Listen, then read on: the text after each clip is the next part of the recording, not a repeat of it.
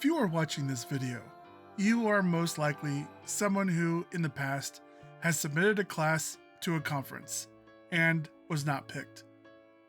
Or someone who is just getting into the conference scene and are curious about how to get into it.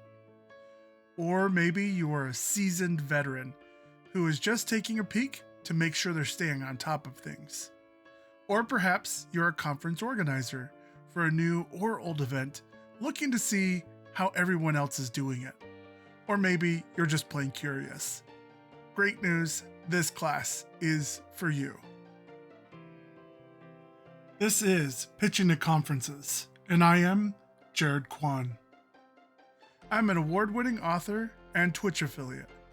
I had written for SI.com for the 49ers and Utah Jazz, as well as Yahoo.com. I currently have several books published. This is all great, but what really qualifies me to teach a class like this? I have been fortunate over the last 10 years to have been involved in the class selection process for several organizations, including Storymakers, LTUE, the League of Utah Writers, TEDx Salt Lake City, Teen Author Bootcamp, UVU Book Academy, and dozens of other events around the state of Utah. I have also taught at all of those conferences and many more events. Regardless of how good my resume is on conferences, I decided to take this class to a whole nother level. I've invited several guests to weigh in on this conversation, so you don't have to just take my word for it.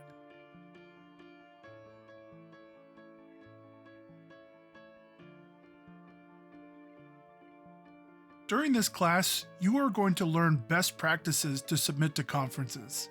You are going to get unique, one-of-a-kind insights on several conferences, with a glimpse behind the curtain.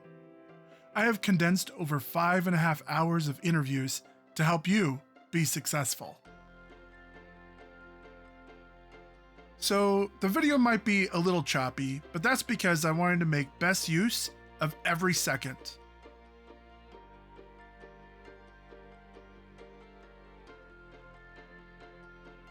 Before we begin, I want to give you some insights and a disclaimer. First of all, I hope you find this presentation very useful. Please take lots of notes and rewatch as often as you can. As a disclaimer, conferences will and do change their practices over time, so please glimpse what you can and note that they can change in the future.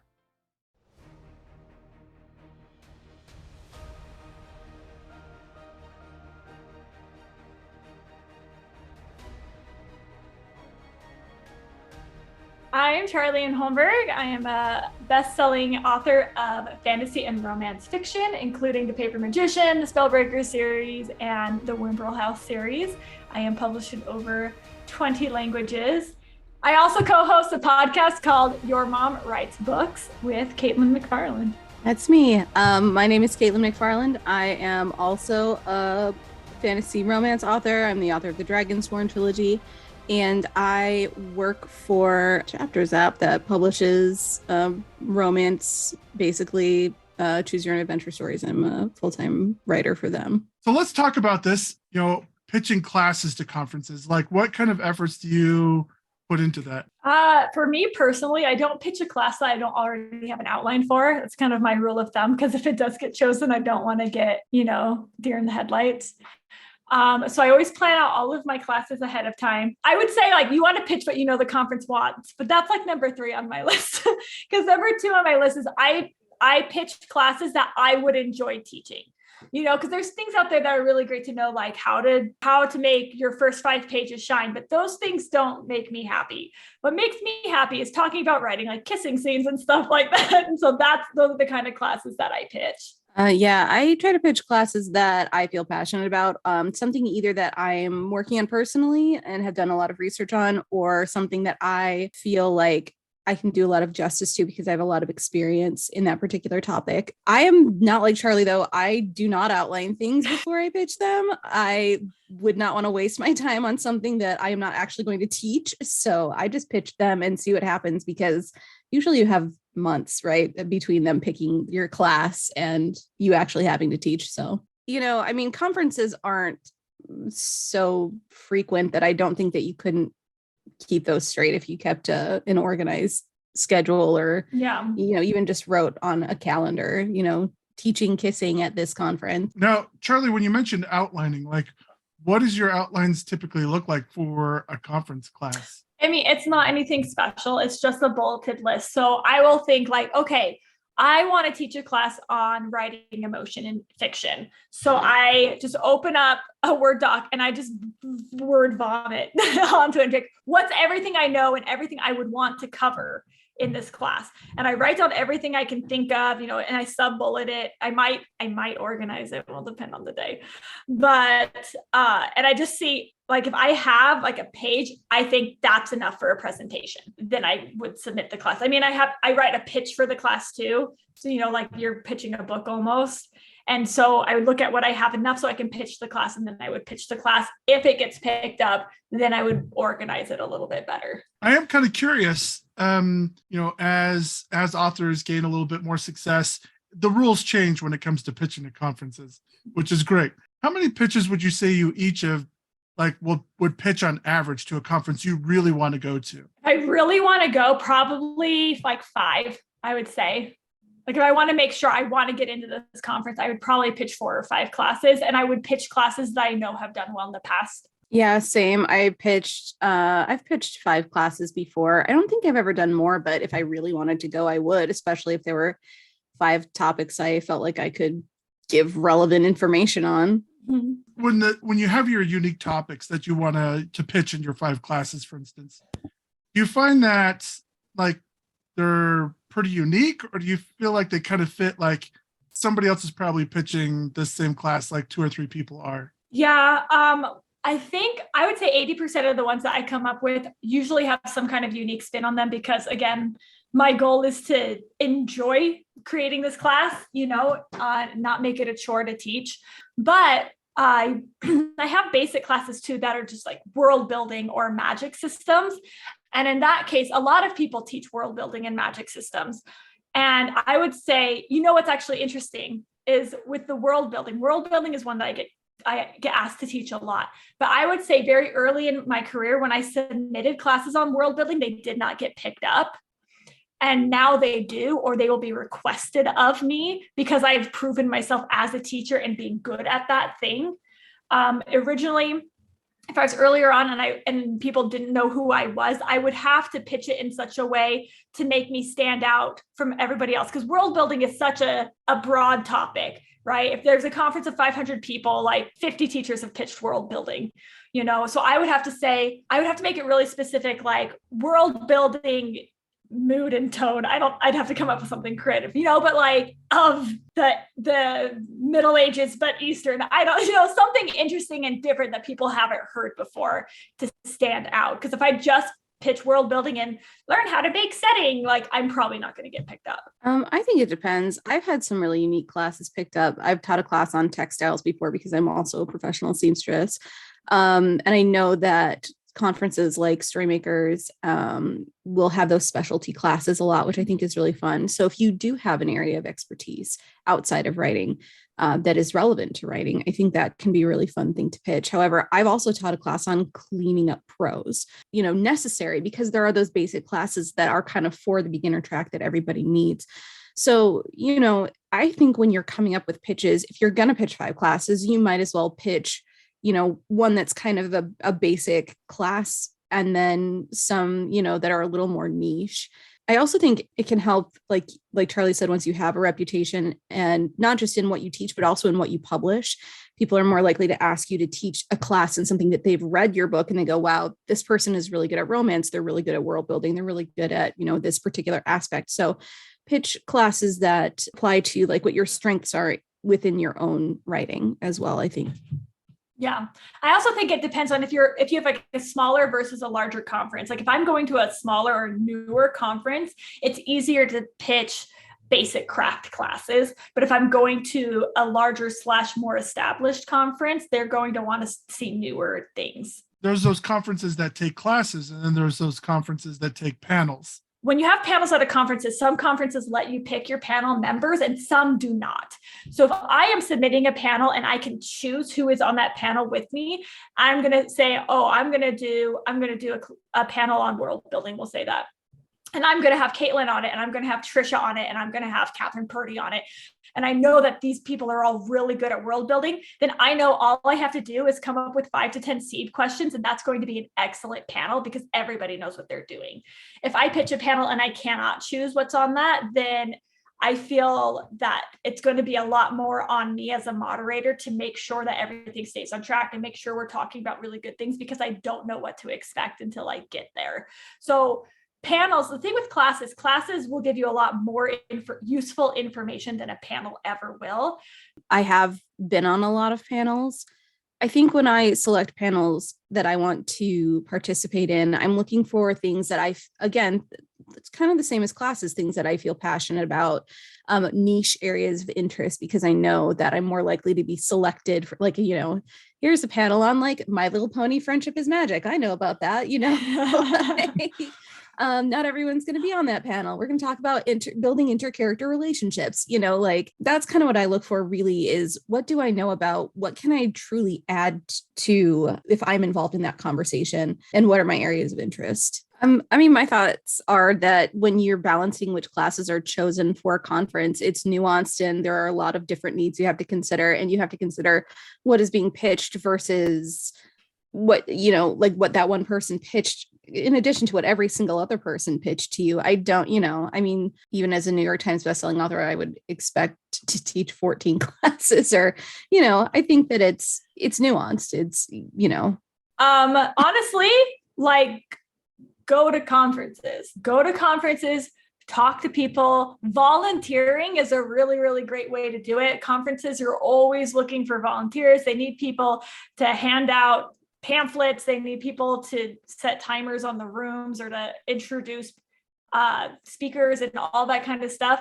Volunteering to get in your foot in the door is really great. Volunteering to be on the committee, or that's a bigger step up. You can volunteer to not be on a committee, but things such as that are really, really helpful. Or, if so, like a conference like Life, the Universe, and Everything, which is a local one to Utah, does more panels than anything else. And panels, like Caitlin said, there are niche ones that you can get in. I remember one of the most popular classes at Storymakers was poisons. It was a poisons class.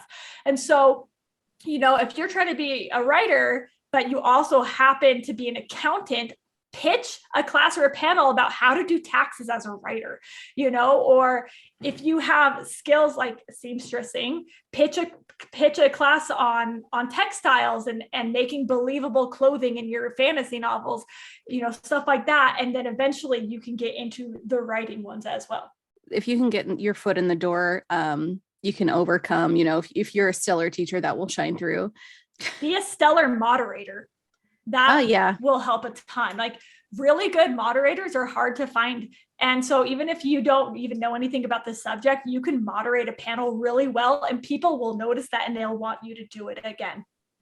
Oh, I thought of one. That was my other networking thought was like, if they are offering things like Storymakers does Thursday workshops, in which you can usually talk to somebody who, is a published author, is maybe a little more established in your community. If people start to understand what your talents are and what you're good at, and in those small group settings, so you get into those small group settings with them, they can see what your talents are. That's also a really good way to get in there with networking. And those are great tips. Now, the strongest thing to remember is, of course, those don't guarantee that you're going to get to teach, but they definitely help your chances by pitching those unique classes, volunteering or networking, getting to know the committees or the people so that they're familiar with you. Nothing's worse than seeing some strange name and people are like, who is this person? Well, perfect. Thank you so much for taking the time to jump on this with me. I'm really excited for all the people to be able to take this knowledge as they, apply for conferences moving forward.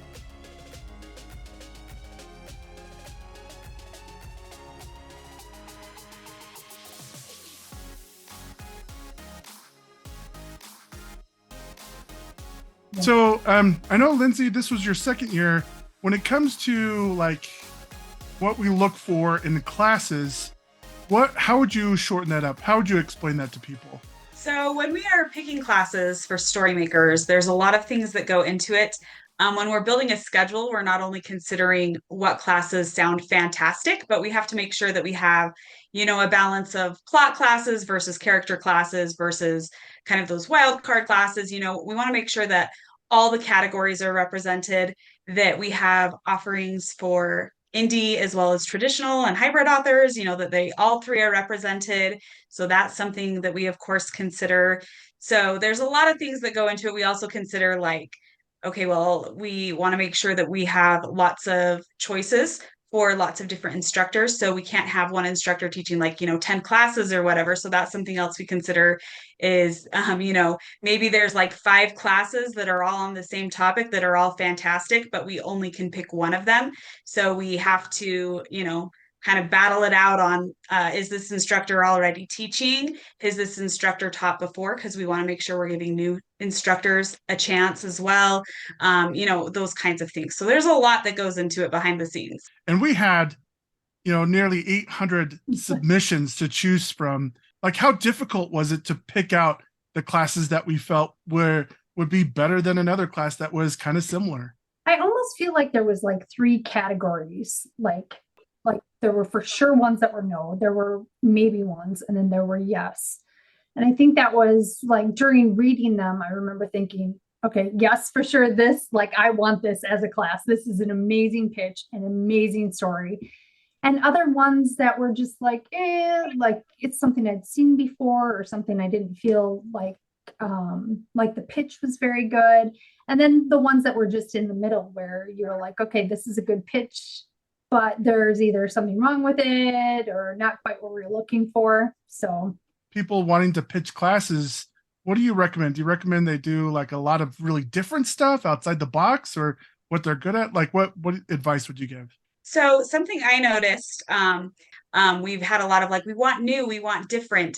And so we had a lot of fantastic new and different classes pitched this year, but you still have to have the fundamentals every year, right? Like every year you're going to need a class on how to plot a book, or every year you're going to need a class on characterization or those kinds of things. So if you have something super interesting and unique that you are, exceptionally well qualified on, by all means pitch that class. We absolutely want to see it.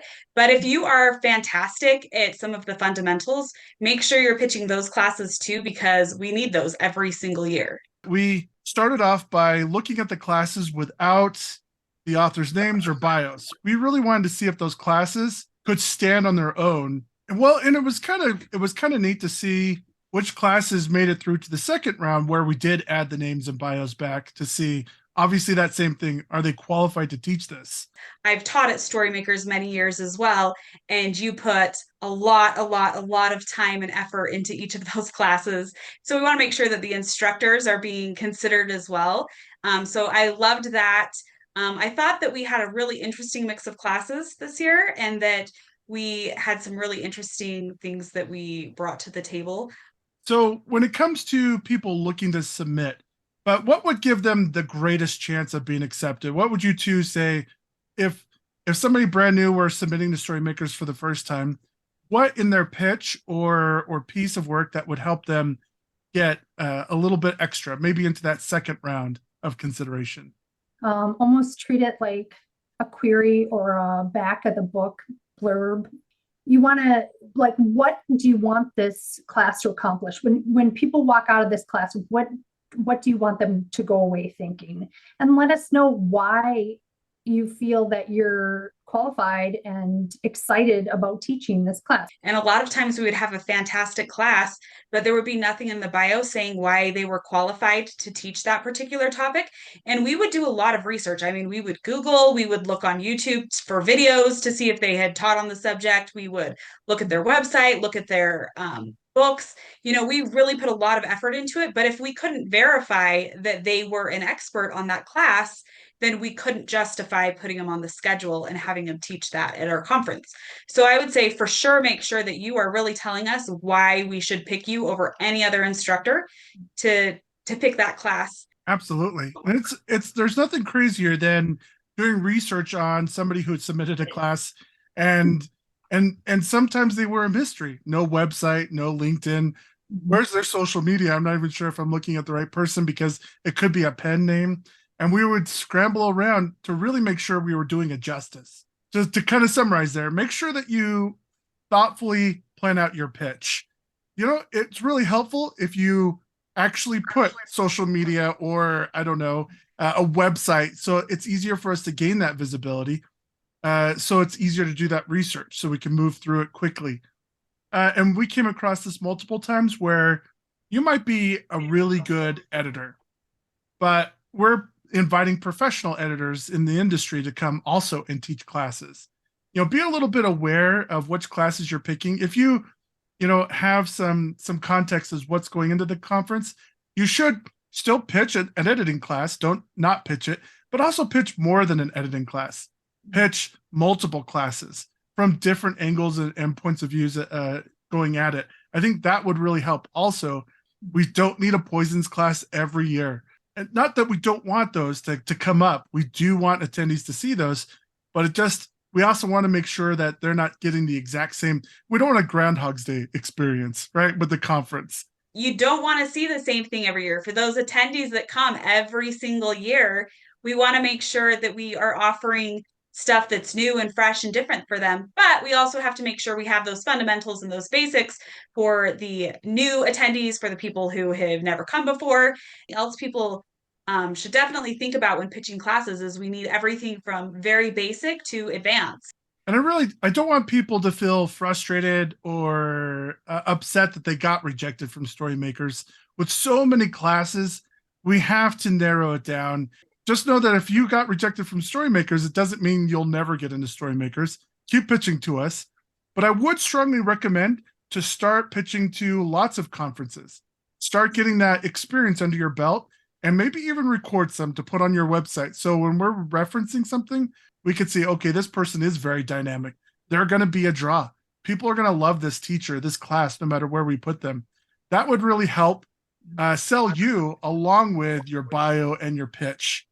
I think that you're right on, because it's very difficult when you have Storymaker's favorite who's been teaching for years that everybody loves, and they're pitching a class on the exact same topic as somebody we have never seen before that we don't know anything about. And we absolutely value new teachers, and we are always thinking of how many new teachers are on the schedule. Are we bringing enough new blood in? Because it keeps our perspectives fresh. It keeps the conference interesting, right? Because we always want to give new writers who've never taught before a chance, but we can't just put anybody on the schedule. We have a certain, caliber that we have to make sure as instruction directors we are upholding. Yeah, I was just going to say, I really like your idea of if you're serious about wanting to be a teacher at big conferences, which Storymakers has grown into be a huge conference when we're getting, 800 pitches. I like the idea of a way to set yourself apart is to link a website, and on that website have a page where you have your resume of all the classes you've taught and where you've taught them. And then, maybe link a video of it. Because if you're saying you've taught all these classes and you're an expert in X, Y, and Z, we have this person who we know is an expert in X, Y, and Z. What's going to set you apart?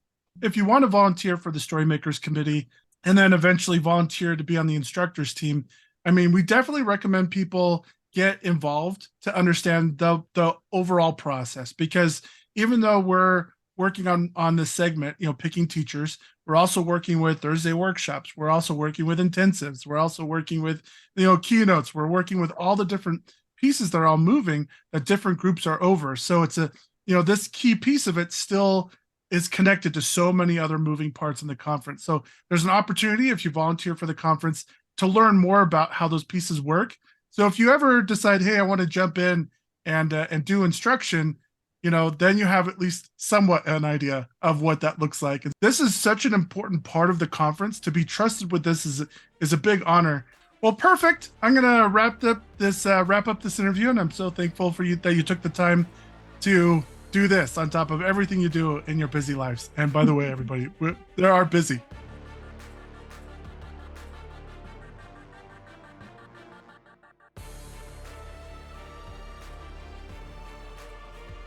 People might not be aware, that the president-elect, president, and past president of the league all participate in picking out the conferences when it comes to the speakers and the context for all of the organization. Yeah, no. So we do the selection for the Quills conference and the pre-Quill conference, and I spent 4 or 5 years on the programming committee at FanX as well. So I got a first-hand view of how panels were selected that way, or presentations were selected that way, and I've presented at probably 20 different conferences over the years. So I've got a lot of experience from that direction as well. But I know what we look for on the back end, and I know what I'm trying to do on the front end when I want people to pick my presentations. Now, when it comes to somebody wanting to submit to a League of Utah Writers conference, whether it's pre-Quills or Quills, what's that process typically look like? So we have a submission process where you have to pitch the presentations that you want to attend.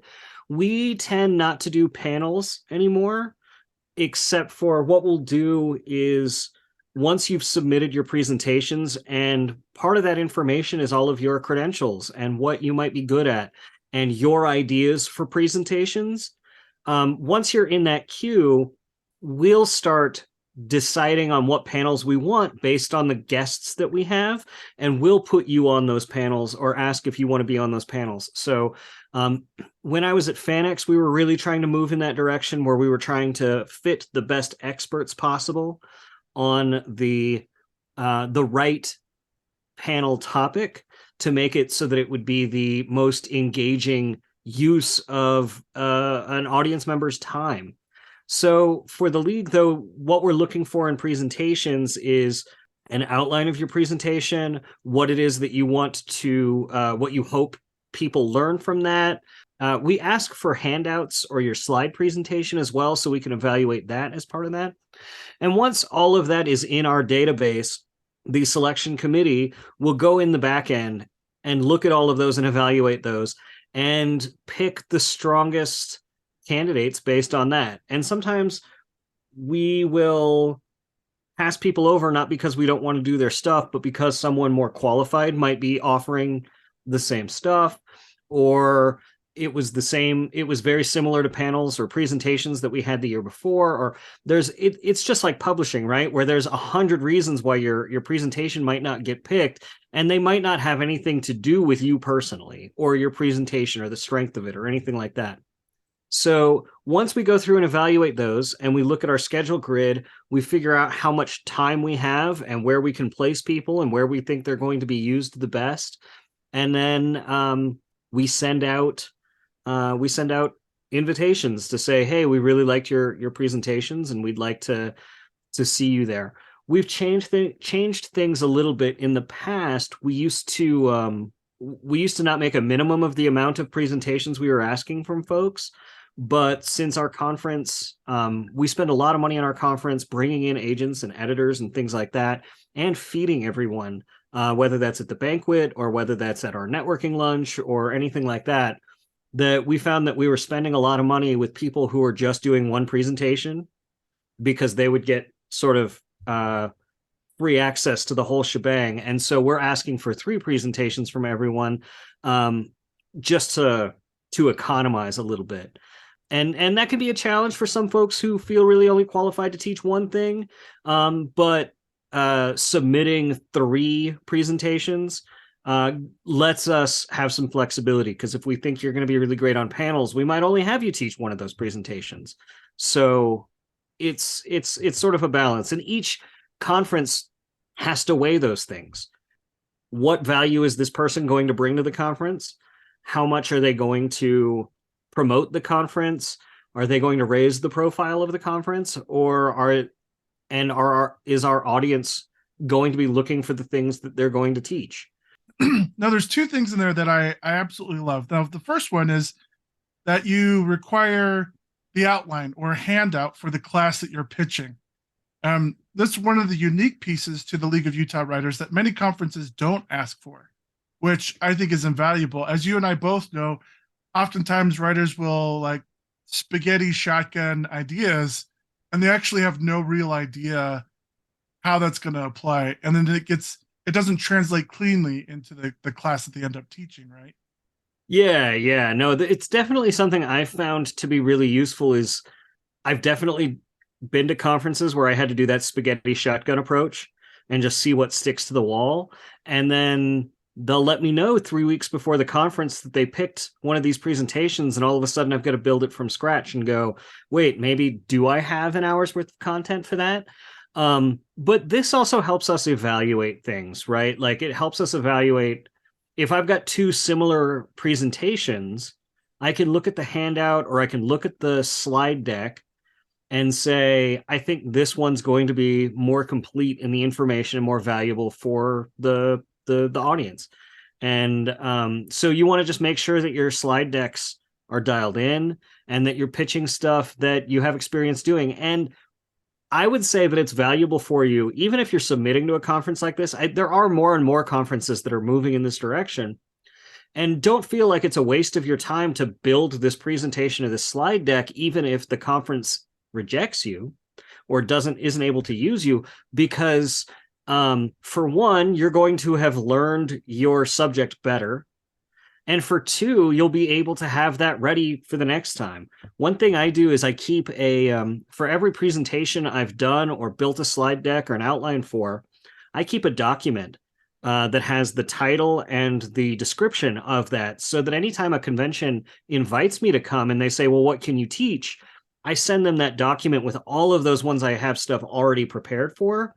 And it's worked out really well.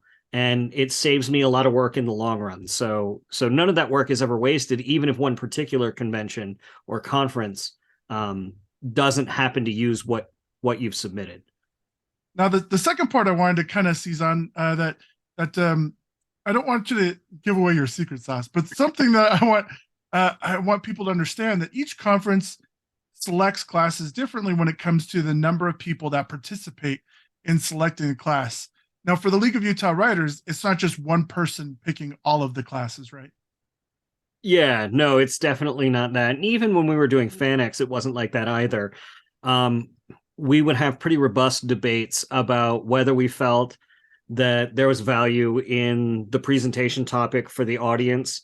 And we use a lot of stuff. I mean, like, I don't necessarily feel like it's a secret to say that we look at, we do surveys of our audience after every conference, and we look at the survey results for individual speakers.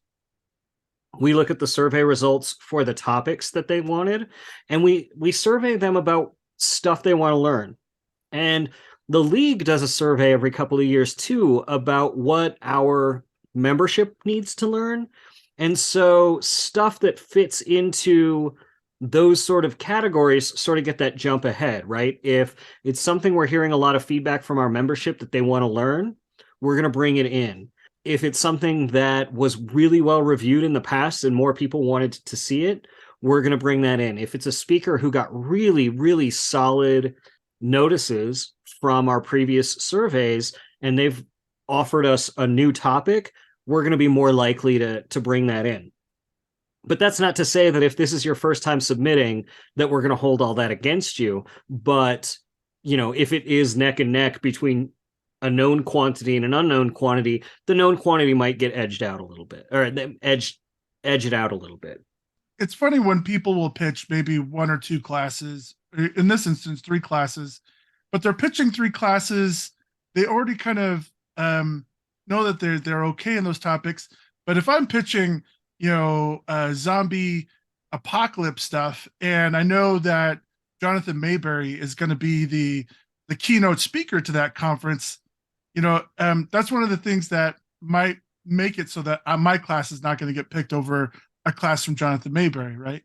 Yeah, no, that's exactly it. I mean, but if you're familiar with Jonathan Mayberry or whoever that person is, and what they're known to teach or what they're known for, picking classes to pitch that support that, even but don't get exactly in the way. Like maybe you don't want to teach about zombie stuff or horror, but maybe something that might support that to the side, right? Like subgenres of horror, or something like that. Come up with a different approach to it that isn't likely going to be taken by the guests of honor, and it's going to look like a value add to the conference programmers because they're going to say, oh, these complement each other really well.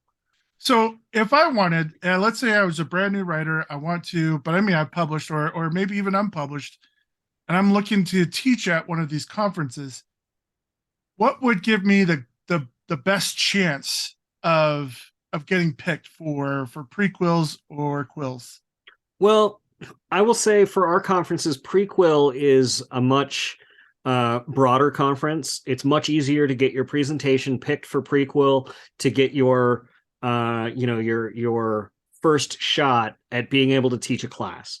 Quills is a lot more competitive because there are a lot more high profile guests that you're competing with, New York Times bestselling authors and folks like that. So it's just like the level of talent coming is a lot more professional. So prequel is definitely a better bet to start with a track record. The other thing is to make it unique, right? Think about what you can offer that no one else is going to be able to. And sometimes that's not writing. One thing I really love seeing at conferences more and more are expertise sharing opportunities, right? We've had folks that are lawyers come and teach classes that they've never published anything, but they're lawyers in their profession, and they know how trials work, and they know exactly how they could craft a class in an hour about what a writer would need to know to plausibly tell a story in a trial setting or something like that, right? We all have these things that we're experts in, whether it's our hobbies, our jobs, or whatever, that are adjacent to writing that other writers might want to write about. And if you don't have any professional publishing credits, that's a really good way to see if your class can get picked, right? Make sure that the classes that you're pitching are relevant to your experience, and show us how they're relevant to your experience. If you've never published anything, I might not choose or want to choose a class from you about traditional publishing, the ins and outs of traditional publishing. I'm going to reserve that to writers that have experience with that. But if you pitch me a class about where to look for the best writing advice because you've been reading every book on writing advice for the last 2 years as you work toward your path to publication, that's something that your expertise is actually perfect for, right? Like where you can distill a lot of the best advice that you've received. So you really need to think about it as what you're qualified to do and how you can spin those qualifications to make it seem as though you're the only person who could teach that class. I couldn't imagine anybody but you, Jared, teaching classes on networking around here. You know what I mean? Like that's very much your specialty. And so that's something that we look for. So those are some of the tricks I would suggest, right? For quills, if you have more experience, find a way to do something new, or think about how many of us have been to so many conferences? Think about the presentations that we liked the most, or that you liked the most. Think about, and for me, it's never that really intro stuff, right? Like we've all seen 1,000 classes on the hero's journey. We've all seen 1,000 classes on character development, or your character arcs, or 3-act structure, or save the cat, or whatever, right? If you've been to a conference and you've seen 5 different versions of that class, don't pitch that class. Come up with something else, or come up with a different way of looking at it, or a novel way of looking at it. For instance, a class I'm preparing to pitch now, I'm not going to feel overly precious about it, but I read a book by one of Alfred Hitchcock's co-writers, and he talked about how Alfred Hitchcock's process was to work from furthest to nearest, where you would fill in the details as far out as possible, whether that's the setting or whatever, and then move in closer and see how all of those things inform the story as you move forward. And that's something that I haven't seen before. And it's something that I've been exploring in other ways, and figuring out how to distill that into a class is something that would be a novel approach that people haven't necessarily seen a lot at conferences. And that's the kind of stuff we're looking for. Nobody wants the same 10 presentations. When it comes to pitching at these conferences, you don't have to be a member of the League of Utah Writers, right? Absolutely. You don't have to be a member of the League of Utah Writers, especially for quills, right? I mean, pre-quill, one of our charges with pre-quill is to try to make sure that League members get that experience doing presentations. But with quills, we want to bring the highest level of talent we can to be teaching our members and those who come to the conference. So it's definitely a little bit more competitive, but you absolutely don't have to be a member to participate in any way. And it doesn't count against you. I can't think of a single situation where we were picking between two candidates that were even, and the tiebreaker was whether or not they were a member of the league. It just hasn't happened. What are the advantages of teaching, at pre-quills and getting that entry-level experience to then moving to a quills level experiences? I think a lot of people don't understand that even though the writing community in Utah is huge, it's also small.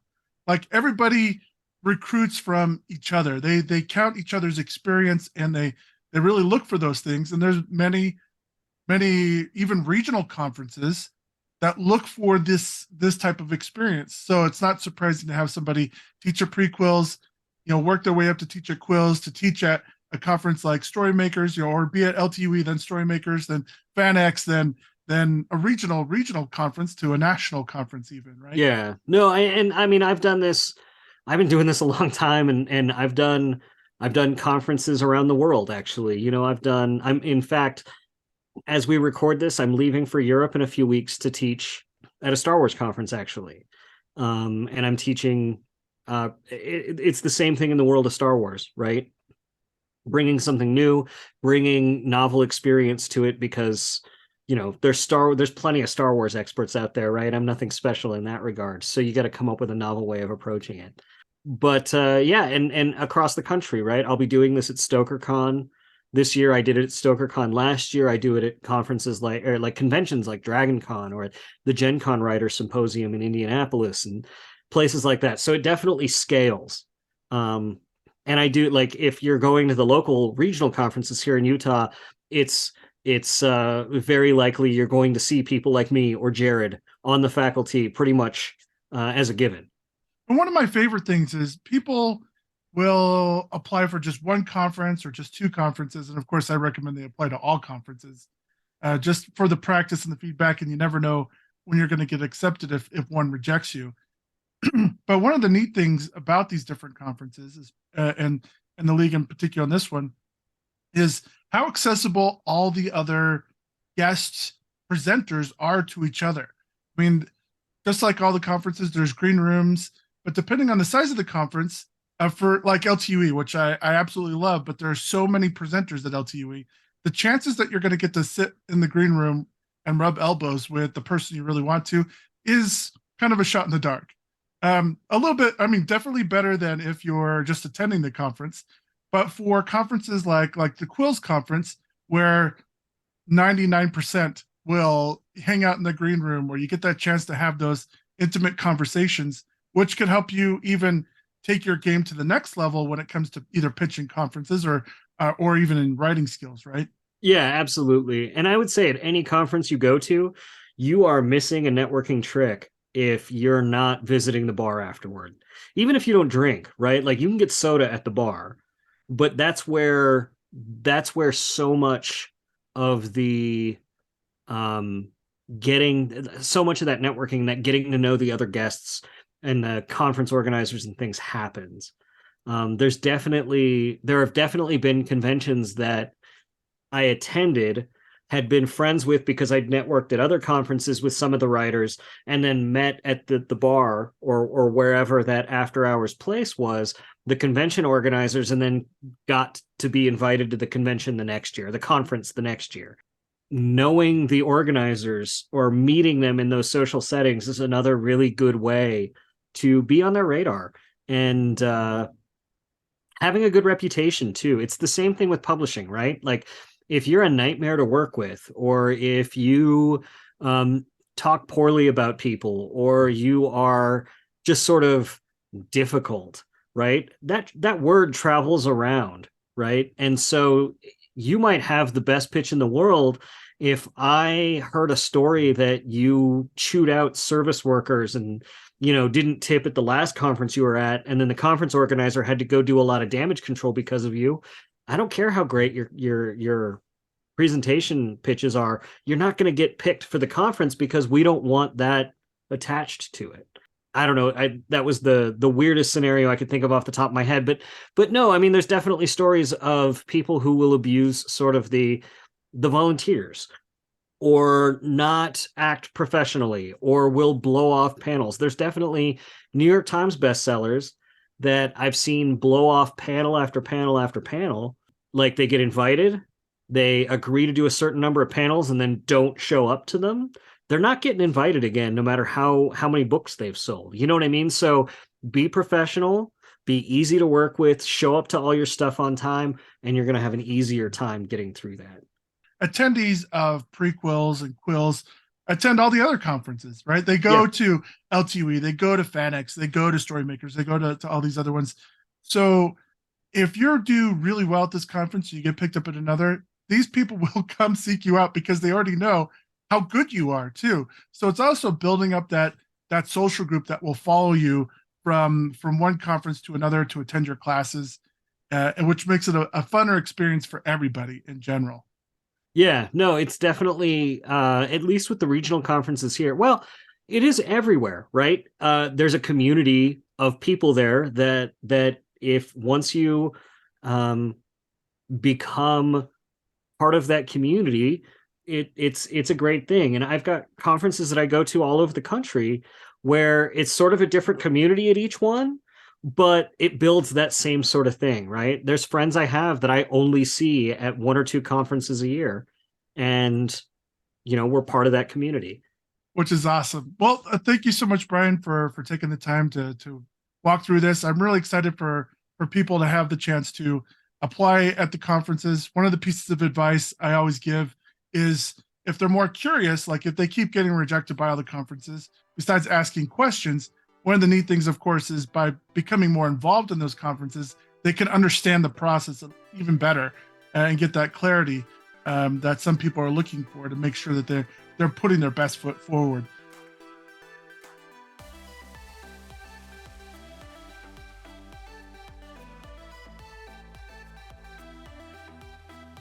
So I'm kind of curious. Let's say I'm just an average person, and I think to myself, oh, I'd love to be a panelist at LTUE. Like, help me understand what things LTUE is looking for. Well, we define ourselves as quirky professional development for creators. And I say that because we want to talk about nuts and bolts, about procedures, process, inspiration, and so forth that goes into, taking a professional attitude about your writing or artistic career. So the first thing that you have to consider in applying for LTUE is that, people will be taking serious what you say and will want to learn from you. But we want to have content that engages people and helps them improve, learn from past mistakes and, novice errors that when you're new, you just don't think about. We're always looking for new people to present because they may have a fresh approach to how they got into the field, or they may be just moving from novice to journeyman in terms of their abilities, and they can say, here's what I've learned, and here's the resources I'm using. Some of the things that I found most interesting about LTUE is, like you were saying, it's the individuals who are up and coming, the individuals who are successful, and also the individuals that have these unique skills or talents. It's interesting being on a panel with an astrophysicist and a NASA engineer. I don't think, matter of fact, I don't know of any of the conferences that I go to and been around could I find that combination except for LTUE? We live right now in a time that humankind has never seen before for creators, because we have the ability to not only cultivate talent from around the world, but also distribute to the world. That takes, a certain challenge, or presents a certain challenge to our track heads in order to be able to cultivate this. It's a team effort, but it's also, the inspiration that each track head has that they bring to the mix. Ultimately, the demand for content is insatiable, and that is just wonderful. I mean, I use the movie idea that as soon as you're done seeing the first blockbuster, you want to walk out of the theater and into another door in another theater to see the sequel. I mean, that's demand. I mean, in other industries, you're trying to cultivate a thirst for what you're doing. Whereas for us, it's more of just pointing in the right direction. And, we give a lot of autonomy to our track heads. We want them to think in terms of you're having a conference within a conference. And so you want to look at the breadth of your topics being covered and the people who you're getting, polish that. And then, with the committee, when we share, here's proposed topics for the area of in writing, okay, we can say, yeah, this one sounds like this one's been done before, and how can we put a new twist on that? Or, as a group, we can help refine this. And people might not know this, but simply going to LTUE's website, there's the apply to be a panelist, takes you right into the page so that you can enter all of your information for consideration, which I think is great, because that gives access to the track heads, to the individuals and where they set their skill sets on the various topics, so that they can evaluate those to figure out who's the best fit for some of these great panels. Yes, Jared, that's an absolutely critical, in my notes here, a critical point in for LTUE to have this open call. The fact that we're ready to take on, the hundreds of applicants, to sift through it. Again, you're getting a much broader range of people that might not otherwise be available, because we take it as a given that if you applied, you really have interest in coming. When we have a track head, we anticipate that they'll have a good understanding of that particular field, whether it's art or writing or filmmaking, and so that they know names and they know what are the trends in that business, so they can review these applicants to say, yeah, this fits really well. There are just top names in the field that if they ask to come, we'll have them. Locally, it's Brandon Sanderson. He can come for 10 minutes or he can come for 10 days.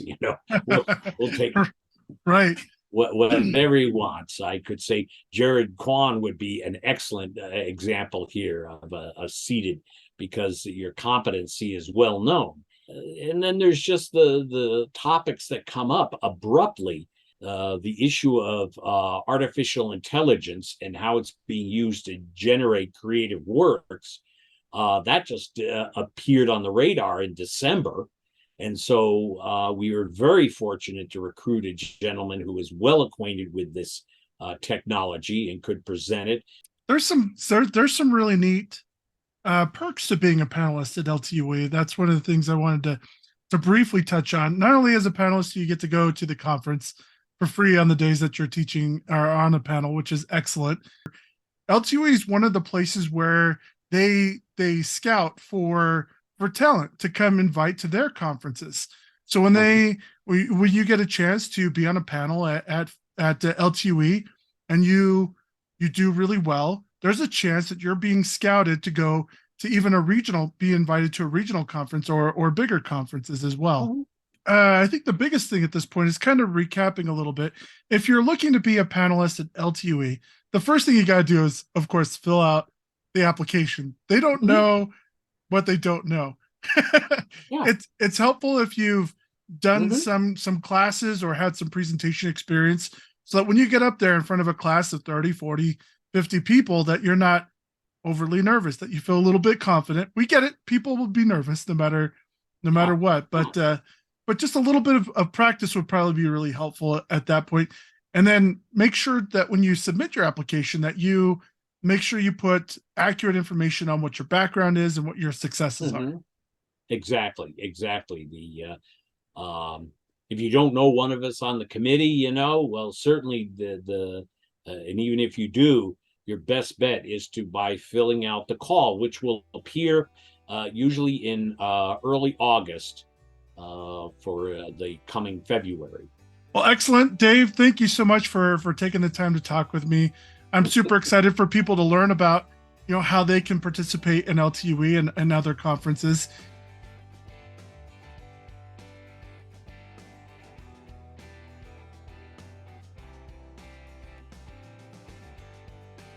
I mean, first of all, to give people a little bit of a backstory, I mean, Teen Author Bootcamp has been around for 13 years. It's historically received about 900 teens at the Provo at the University Convention Center. Utah Valley Convention Center, yeah. So there's a lot. I mean, a lot of teens show up in one spot. One of my favorite parts is how engaged the teens are at this conference. It's pretty impressive, wouldn't you say? Do you know, that's the goal. That's always the goal. Everything that we do with Teen Author Bootcamp is viewed, I would say, in a different lens than your average conference. Everything goes back to, what is the teen perspective? How can we enhance the experience of these aspiring young writers? And sometimes that means putting the ego and the what's the best word? Prestige even of an adult, respected adult author second to the needs of those teens. So it's a unique dynamic, and I'm excited to talk to you a little bit more about it. Teen Author Bootcamp does something unique. It has teachers teach their class twice. Going back to user experience, we've chosen to do that because even though maybe it would add to the prestige of the conference from an adult perspective to have more authors attending, we're focused on the teen experience. And for those teens, having to choose between their left arm and their right, because that's what it feels like to them, is really hard. So we try to stack that schedule as much as possible. I think the feedback I've received from teachers as well is they really love that second chance at teaching their class. They learn something from teaching a class live that enhances their second opportunity. So one of the drawbacks to it, like you were saying, is there's not as many teachers. So Teen Author Bootcamp has to be very, very particular about what presenters they bring in to the conference. How many presenters do you think on average does the conference have? I would say between 30 and 32. Maybe up to 35. I think we've had 35 one year, depending. We usually have 2 keynotes, and then we have about 30 breakout authors that span over the course of the day. So it's important for Teen Author Bootcamp to also bring in a lot of authors from out of state when possible to get them that unique exposure, right? Right. And I mean, without sounding too bold, I think that's one of our strengths as an organization has been our dedication and drive to bring outside voices to Utah. We feel like our teens get exposure in a lot of ways from a lot of our great local authors. And that's not a dig on local authors. I credit the success of Teen Author Bootcamp to the concentration of authors that we had in our state that were willing to come and donate their time to our event, but over the years. But by bringing in outside voices as well, it's improved our diversity, and it has also just kind of makes it a little more special. One of the neat things about Teen Author Bootcamp is they have the Teen Author Awards now, and they have a gala before that. So it's a big deal for authors to come in, be able to give out their books to schools here in Utah that are from out of state, as well as receive awards voted on by teens, which is really awesome. Yeah, the Teen Readers' Choice Award is is quickly becoming one of my favorite aspects of our organization, because there really hasn't ever been a national award that recognizes authors, but is determined by a teen population, a professional national award. So we're excited to offer that to our teens, but also excited to give authors another chance to put a little beautiful gold emblem on their books. And that's exactly, I don't want to scare people off from submitting for Please the opportunity submit. to teach, right? There are plenty of opportunities to get into Teen Author Boot Well, Camp. and I just want to say, and you may be getting to this and I'm jumping the gun, but thinking about this interview, if you look historically at our lineups, yes, we have New York Times bestselling authors in our lineup, but we always reserve spots for indie authors, for smaller authors, and I say smaller not as a derogatory term. I personally am published in the indie space, and I've had smaller, more regional presses that have published my work. But the truth is, it's more about the caliber of teacher. So you're going to talk, I'm sure you're going to ask me about, what do you look for when you apply? Know that we're always looking for a great class. And you will see authors on our lineup. We had somebody on our lineup just in March that had published in the adult space in psychology, but the class was so interesting. I'm thinking of Wendy Morkel. The class subject matter was so interesting, and the experience that the author had had in working with teens is what really sold us. So we're not necessarily looking for the big name. We're looking for, can you be dynamic? Can you engage teens? Because I'm shocked by the number of our teens that don't care who the author is teaching the class. They're like, I want to take a class about FBI investigations. You know what I mean? And they don't care about the author of the class. They care about, what am I going to learn from that class? And that sounds interesting. When you're submitting to something like Teen Author Boot Camp, remember, of course, who the audience is. You can't just take a pitch from Storymakers or LTUE or the League or any of these others and just copy and paste it into the Teen Author Boot Camp, because it's a different audience altogether. We love pitches that have catchy titles that talk about like random weird things that would appeal to a 13 to 19-year-old. You know what I mean? So actually a good example is Lisa Mangum teaching her class and relating a character class to Mr. Potato Head and how that worked together. But our kids, and that doesn't mean that our teens aren't very intelligent. You don't have to dumb down any information to the Teen Author Boot Camp crew. They're sharp. They're smart.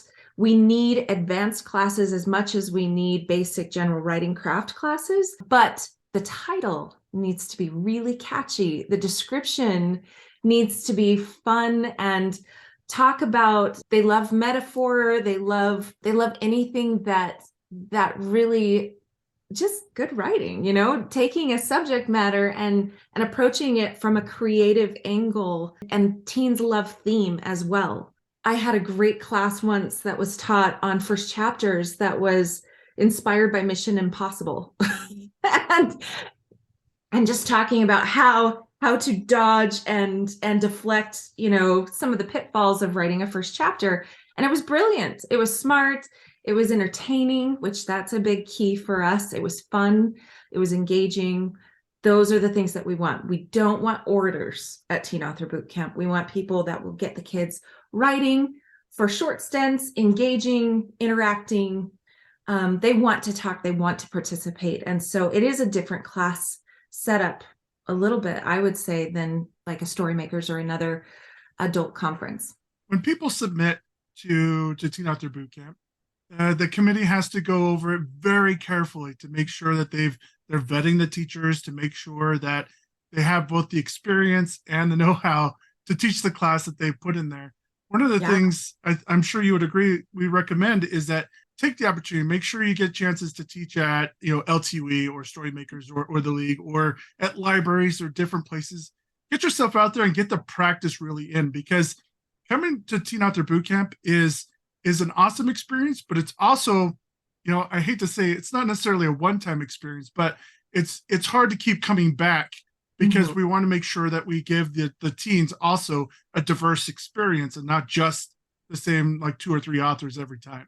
The truth is, you know, in our surveys, when the kids have spoken, we listen too. And so this last year, we asked our authors, I mean, our attendees, you know, who was your favorite author?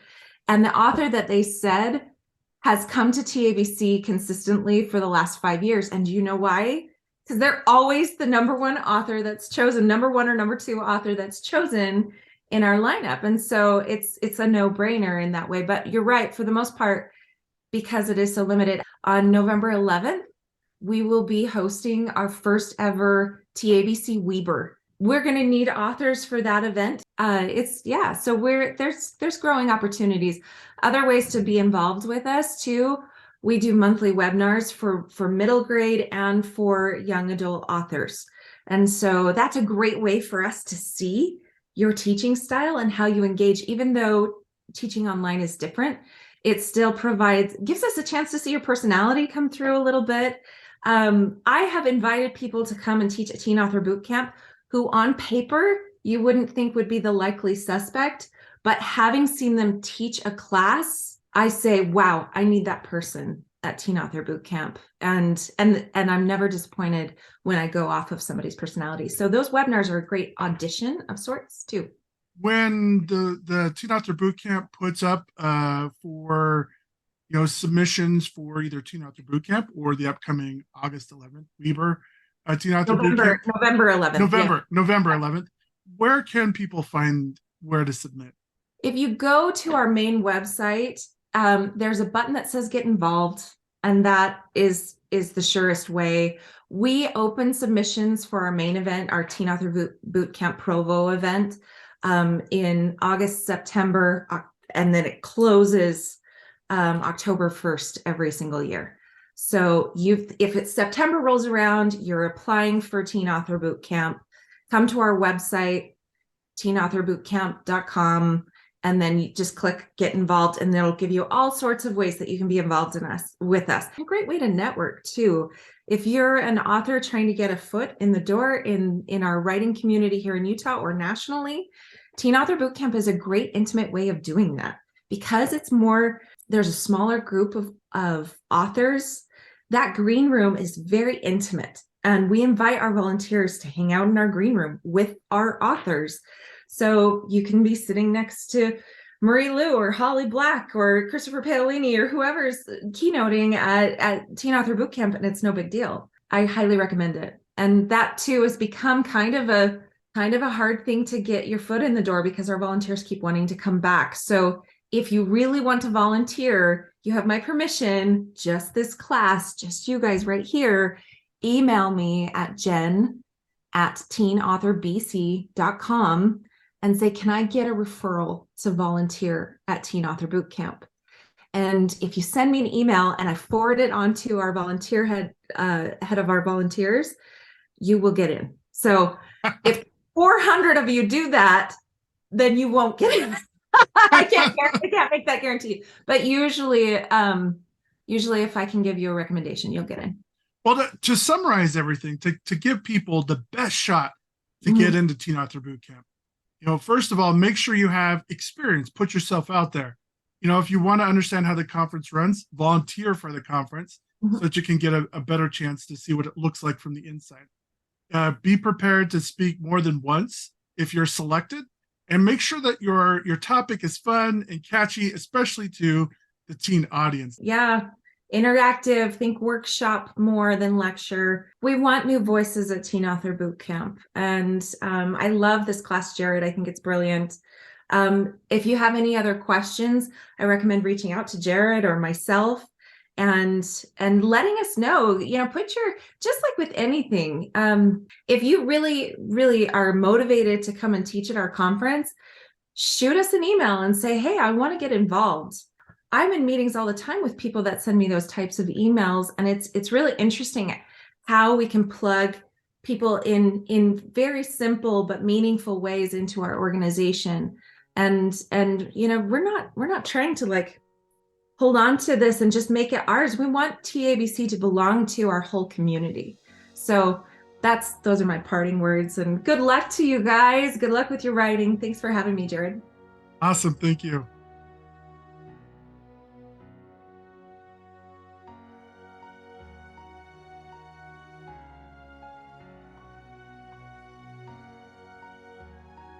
As we both know, Fanex seem to grow and grow and like become really like massive. And when it comes to that, I mean, there's got to be a lot of pressure to select people that people want to come see if they're going to come in as panelists. For people who don't know, one of the perks at the time of being a panelist was that you could get into the conference for free and not have to pay, which is a huge deal. Well, and until 2022, we also had a perk of not only did you get into the conference or the convention for free, you could bring a +1 with you as well. That's right, the +1, which is those are all really big deals. That's a huge investment that Comic-Con makes. How many panelists does Fanex typically have per conference? When we started, we had about 150 some odd panelists the first year, and then that grew to almost 500. So I'm curious, as it scaled up, as it moved from that initial 150 up to Right. 500, what kind of things did you look for as a program director to feel like, okay, this person should deserve an invite? Well, there were two criteria that I looked for. Number one, had I seen you on a panel before? Did I have knowledge of what your abilities are as a public speaker talking about whatever topic? I was able to recruit a lot of panelists through my time with Conduit while they were still going on, and also, but more so LTUE. I also attended Storymakers and got to see some people in panels, and a few other conferences over the years. So I would sit in the panel room in the audience. These people didn't know it, but they were auditioning for me. I attended LTUE, and I attended a writing panel, and there was a writer I wasn't familiar with, but really stood out because of his tie-dye shirt, named Johnny Worthen. I thought he did a great job as a panelist, and at the time I didn't know Johnny had a background in stand-up comedy, which made sense after I learned that. But after the panel, I made it a point to go to Johnny and introduce myself, tell him what my day job was, and to invite him as a panelist. So that was number one. Had I seen you on a panel, the other thing that we looked for was what did you do? What was your creative life, and did you have any type of following? Also, if someone who was a panelist or someone who had been involved with the show that we respected their opinion, if they recommended you, we would certainly look at you seriously as a candidate. So, are you someone that can represent the convention well? And what's your creative life? What do you do? This may sound a little harsh, but there were people that would contact us about being part of the show. They would say, "I'm an author. Okay, so where can we see your books?" "Oh, I'm not published. I'm working towards that." And we'd say, "Okay, well, when you get published, come back and we'll talk." There are people that were creatives, but because we were looking for primarily people that worked in the realms of science fiction, fantasy, and horror, there were people that had written books or created things that weren't in that realm, and so we didn't feel like they were a good fit. Because the majority of our attendees came with the idea, the panels are going to talk about science fiction, fantasy, the panels are going to talk about comic books, the panels are going to talk about superheroes. And so if your creative ventures were along those lines, yeah, we felt like that you might be a good fit. If not, We felt like there were certainly other places you could go to promote yourself and your brand. Yeah, that makes perfect sense, especially with a stage that big with the investment that was being made. Right. Making sure that you were getting something that people wanted to see by Yeah. seeing them in action, or know that they had the resume to back it up. There might be somebody who wrote a book and they are a New York Times bestseller, but they hadn't gone to any conferences and they didn't reach out to FanX, but they asked their friends why they don't get invited to be a panelist at FanX. Yeah, and there were people like that, and I think it was a communication thing.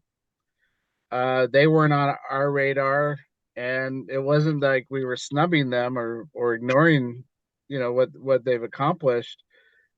We just didn't know they were interested in coming, because getting on a panel and sitting in a room with 100, 200, 300, 500 or more people can be really unnerving for some people. So we understood public speaking wasn't for everyone. I mean, there were people that I approached about being at FanX that I thought would be a great fit, and they declined because they were like, you know what, I really don't. I've tried this. It's really not my thing, and that's understandable. So if that happened, we would certainly try and get the contact information for that individual and say, hey, we understand you're interested in coming out to FanX. These are the dates. We'd love to have you. I mean, the job of sorting through the panelists is one thing. The job Right. of sorting through the panels to put them on is a whole nother creature altogether, Yeah. because you have to find the right fit for the right panels. Nothing's worse, as you and I both know, nothing's worse than attending a panel and half the panelists going, I don't know why I'm on this panel. And that's happened to us. And it made us look bad. Like we didn't know what we were doing when we put together a system of, and you were part of this, where we would have a list of 500, 600 panels, half of which, or more than half of which we wouldn't be able to have room to put on the schedule, but we had an abundance of great topics. But we would send out a survey to the panelists and say, hey, which ones are you interested in? And that was part of the vetting process. We had a panel on Iron Man and a panel on Spider-Man. If not many people signed up for the Iron Man panel, but a bunch of people signed up for the Spider-Man panel, then that helped us realize, okay, let's put the Spider-Man panel on. Let's not worry about the Iron Man panel. We would populate the panels based on who signed up for what. And so if anyone ever said, I don't know what I'm doing on this panel, had I been in the room at the time they said that, I said, you signed up for it. That's why you're on it. Otherwise, there's no way we would have put you on it. Right. Well, but again, it's all communication. It's working on that big of a show with that many panelists and that many panels, and you're dealing with trying to create content for 80, 90, 100,000 attendees that are going to be visiting over the 3 days. It's tricky, and communication was really the key to being successful. And for the most part, I think we did pretty good. Well, having personally gone through it, I definitely think it was very successful. And I think it did a tremendous job with the amount of moving parts that you had to work with. So, I mean, to kind of recap, if somebody wanted to, try and become a guest at a show like FanX, their best thing would be to, of course, have experience talking in front of people. Go to different conferences, get on panels, become presenters. You'll get that field experience and have that tied to your resume. What have you accomplished? And put those two things together, and that would probably give you the best shot at getting into something like a FanX. Absolutely. Well, thank you, Blake, for taking the time to talk about this and allowing me to record you.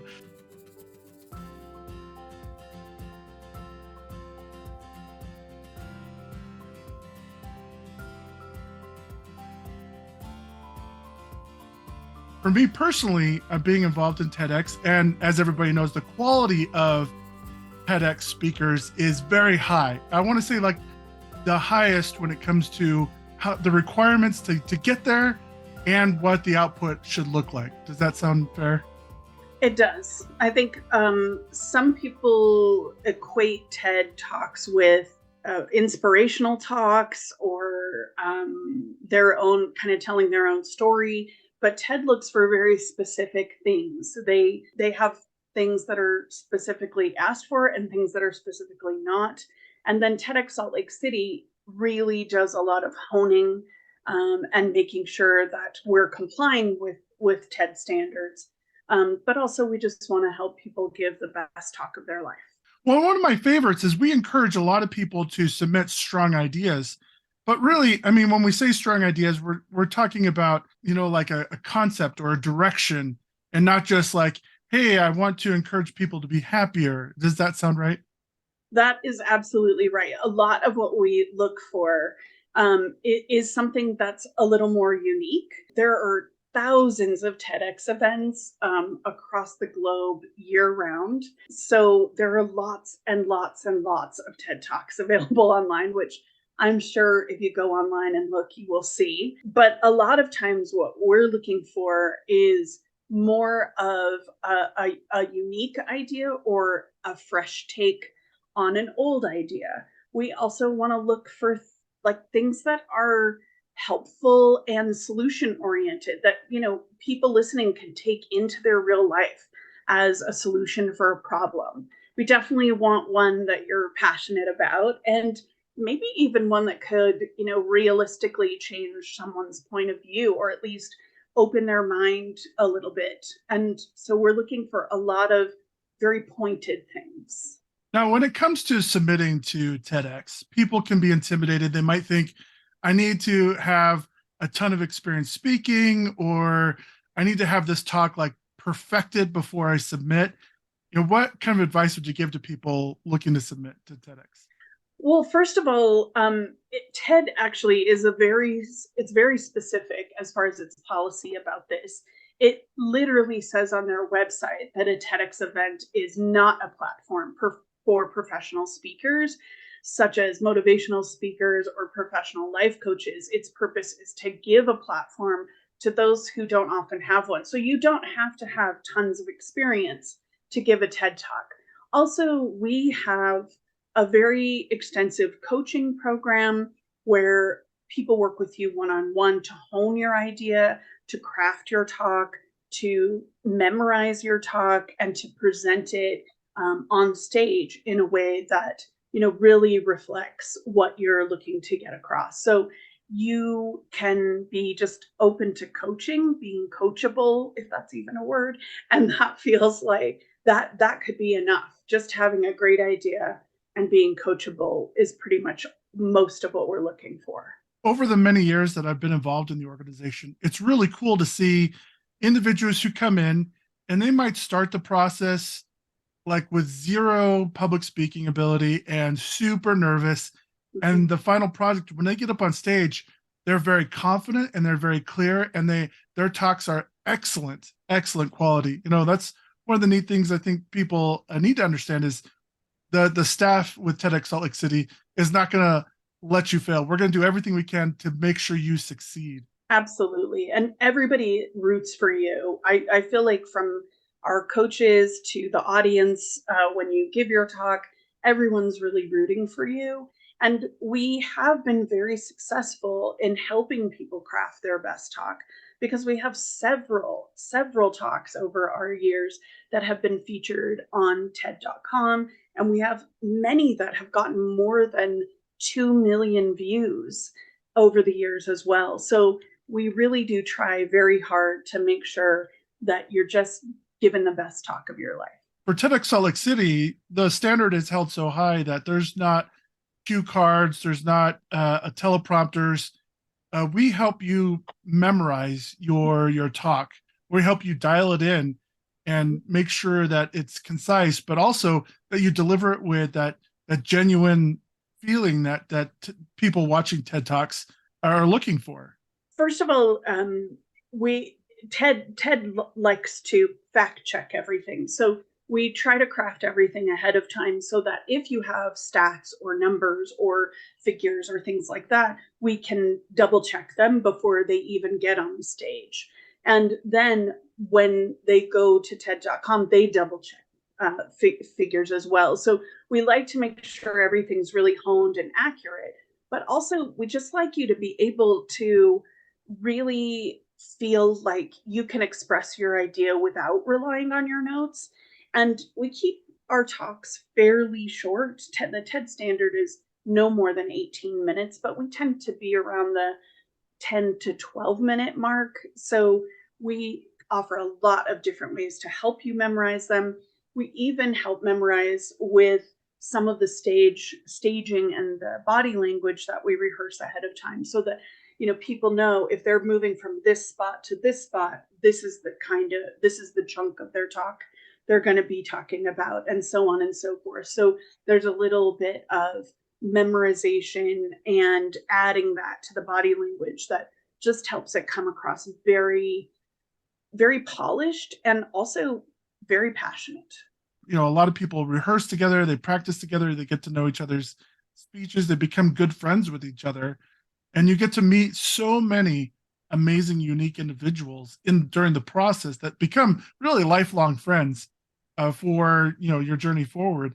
On top of getting that professional training, so whatever you do next, the cool thing is you get to take all of that with you. The presenters tend to really, really have each other's backs and give each other a lot of encouragement, a lot of support, and a lot of just, they're in it together. So I think they kind of bond that way as well. And then afterwards, there's still a lot of great networking and or just support that continues well past your talk. When your talk becomes a video on TEDx YouTube channel, then your other speakers are going to promote it too, and they're your fellow performers and all of that. So you've got a built-in cheering squad, and also you've extended your network when really all you're trying to do is give the best talk of your life. One of the neat things that I love that we talked about during our workshop was talking about taking the idea and then cutting it in half. Can you kind of explain that a little bit more? Yes. It's an exercise that our head coach, Beth Wolfer, does, and she calls it a half-life exercise.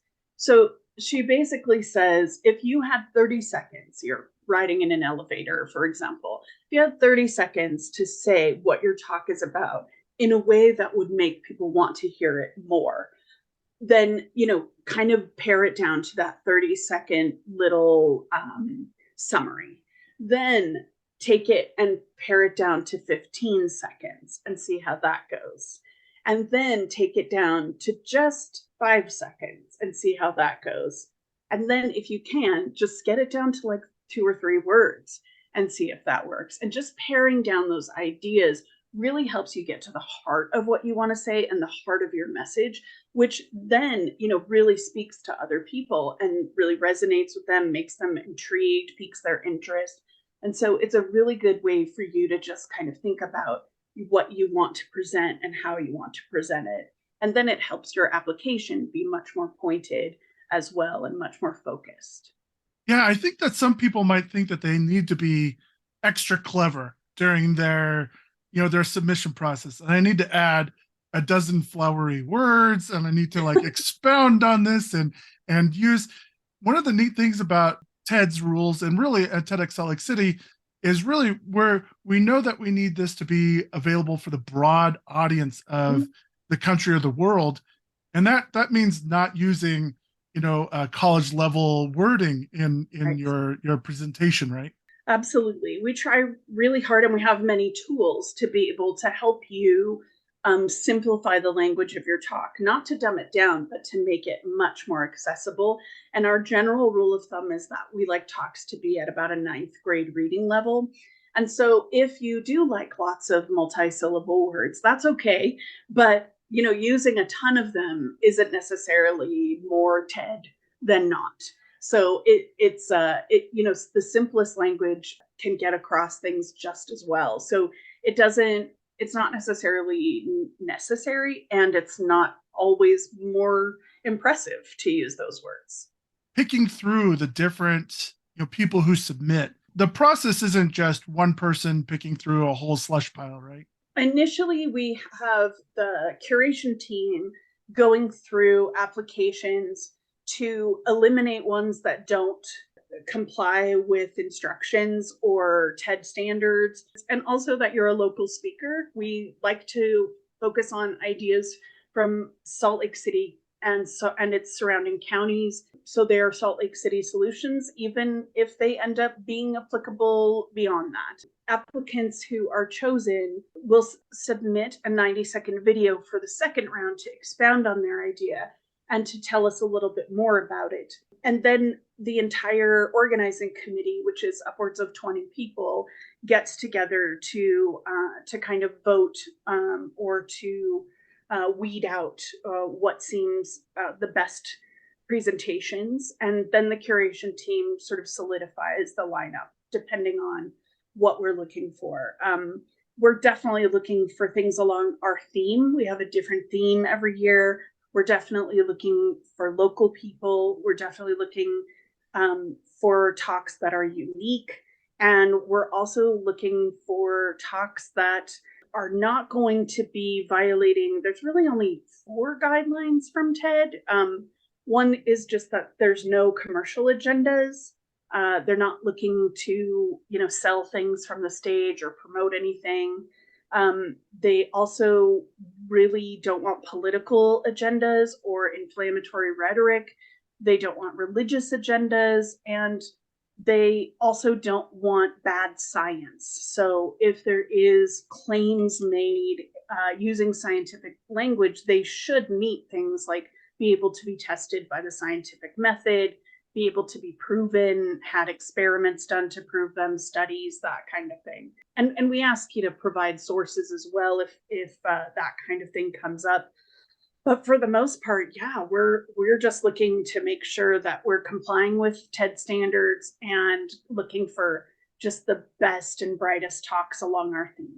Per the TED rules, and TEDx Salt Lake City is very, very careful about this, you can't be a sponsor and technically buy your way onto stage. You have to go through the process like everybody else. And that first round, by the way, is your ideas. That's not even with your names and stuff. So it goes through this round where we can't favor you to begin with, right, to get through the process.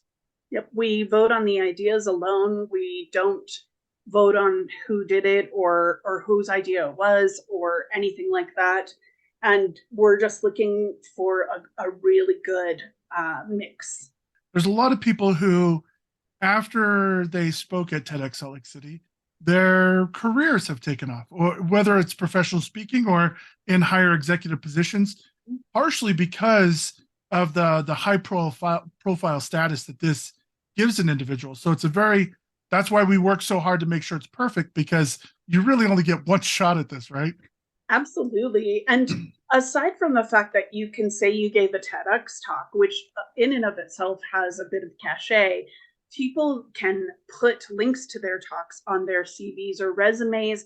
They can, use them on their websites. They can do a lot of different things to help people see that they are qualified to be a public speaker or to train in specific areas, depending on what their idea is.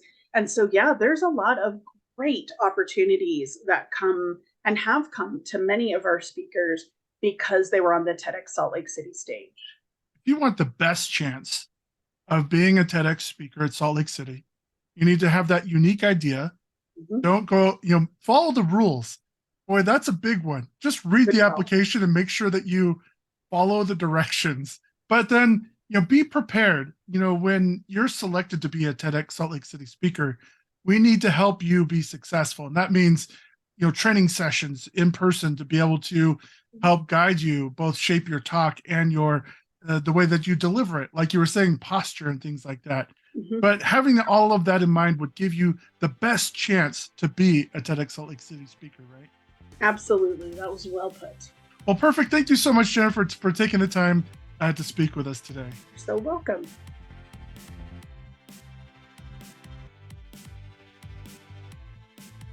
First, I'd like to thank everyone who participated in this video and taking time out of their busy schedules to help. I hope you gleaned some insights into conferences that you are considering submitting to. If you have any questions or would like clarity on anything we talked about today, please don't hesitate to reach out. Here's my contact information. I look forward to hearing from you.